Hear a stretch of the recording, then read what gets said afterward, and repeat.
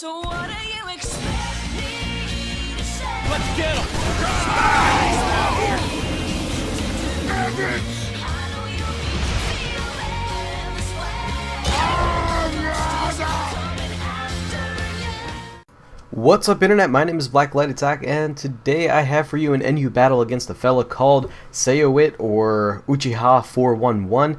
We are playing some NU, and you can see right off the bat that we have some pretty unusual teams.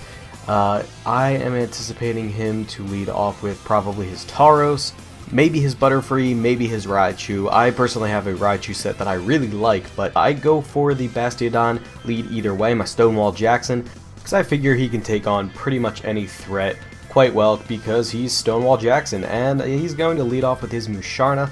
Truth be told, I have no idea what this Pokemon does, what it's packing, what it can do to me, so I just go straight for my Stealth Rocks knowing that whatever it does, I can live it. He goes for the Yawn to phase me out, and I don't want my Bastiodon to be asleep, so I decide to go into my Mr. Mime. This is a very odd Mr. Mime. This is actually a Parafusion Mr. Mime because he does get Teeter Dance from Dream World, and it is released, and then he tries to set up with Charge Beam and Icy Wind, using his Technician ability, also from the Dream World, but first mistake, I go for the Thunder Wave, not realizing that Musharna has the Synchronize ability and is just going to paralyze me back, which pretty much ruins my chances of doing pretty much anything with this Mr. Mime because he completely relies on his speed in order to keep the Parafusion hacks going.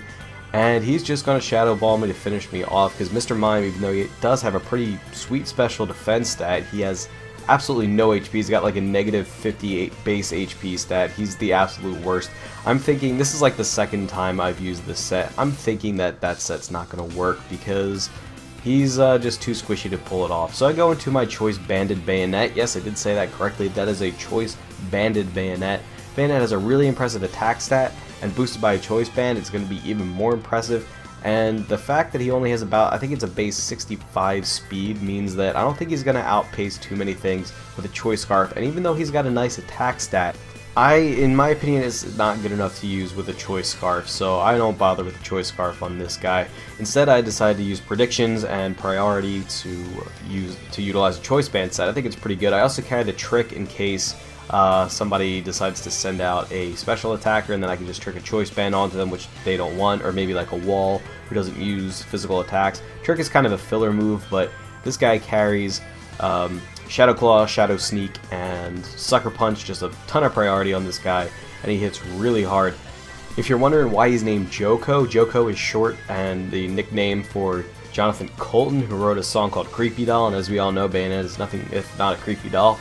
And honestly, he creeps the shit out of me, and that song creeps the shit out of me, so I thought it was a perfect match. Anyway, take out the Butterfree nice and quickly with the Stealth Rock damage and the fact that he tried to go for Sleep Powder on an Insomnia Pokemon. So I switched into my Ludicolo to take the hits from this thing because even though Bastiodon could much better wall anything this thing wants to throw at it, I'm fairly certain the Ludicolo can live with a decent amount of health, providing he doesn't get 5 hits every time, and can probably wall him with Leech Seed and Substitute and Protect and stuff.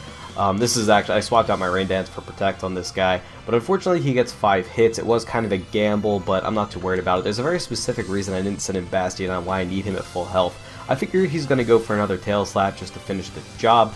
So I go into Bayonet since he's immune, but he goes for the Encore, which has the same effect. Now I know he has an Encore, which is it's quite nice. I don't know why he went for the Encore rather than just trying to finish Ludicolo off. Doesn't really make sense to me, but that allows me to go for the Sucker Punch. And unfortunately does not finish him off, and he's going to get off a 5-turn Rock Blast here, and surprisingly not kill my Bayonet. I'm quite surprised that this didn't kill, but you know, Bayonet actually survives this, which is, I think, kind of impressive, because Bayonet's not a particularly bulky Pokemon. Luckily, the Life Orb Recoil is going to finish him off, and that's KO number 3 for Bayonet. My Choice Banded Bayonet swear by this guy. Now he sends out Tauros to come in for the revenge kill. But I'm not quite done with my Bayonet yet, so I am going to just send in my Ludicolo as Death Fodder. This is why I kept Ludicolo. I would have just left Ludicolo in to get the Switch initiative earlier, but I always like to keep a Death Fodder guy, especially if I can switch into an attack completely immune. Not resisted, but immune, and that's what I tried to do earlier with the Tail Slap. Instead got the Encore, but he's going to finish him off with the Earthquake. And I see that he has a Life Orb that is 2 Life Orbs now. I know that he can change up his attacks, but I'm just going to throw out a big, juicy piece of Stonewall meat at him and just say, look at that, you know you want that 4 times effectiveness. I know you want it. You guys know exactly what is coming up because it happened in the last battle too.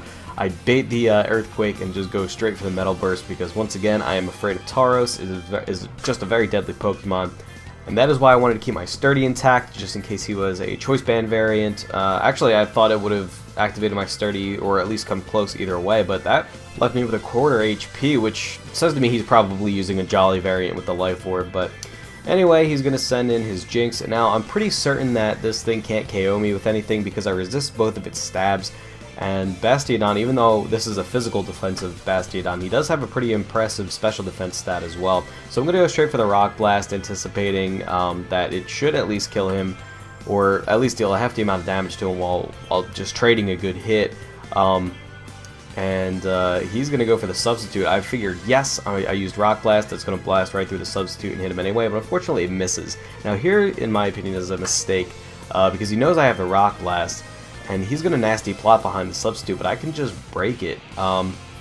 He gets really, really lucky here, and I only hit twice, meaning that this thing is not going to go down. I think if I had hit 3 times, it would have died. Yeah, looking at that damage, if not, it would have been really close, but it only hits twice, so, oh well, he gets a free turn. I figure he's going to kill this thing off with a +2 something or other, and I'm still not too worried because I still have Bayonet waiting with his priority attacks.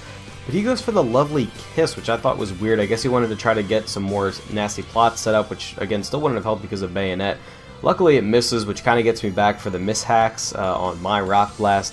And he goes down without too much fuss, because even though Bastiodon has absolutely no attack whatsoever, no attack investment, no base attack, no nothing, it's coming off of stab, and Jinx has no defense whatsoever, and it's super effective, so it's obviously going to kill.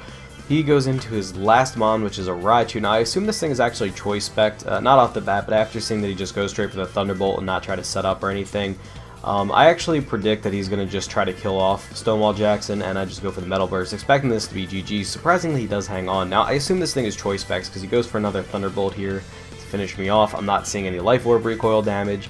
I'm not seeing a Air Balloon like I would like to run. I don't see Leftovers, and so far on this team, I've only seen Leftovers, a weird Citrus Berry for some reason, and Life Orb.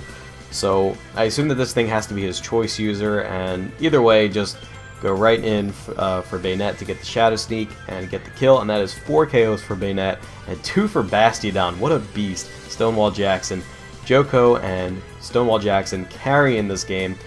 And that's going to be it, so leave a like if you liked it, and don't forget to go check out Saowhit's channel. It is in the description. Thank you for the match, and I will catch you guys later.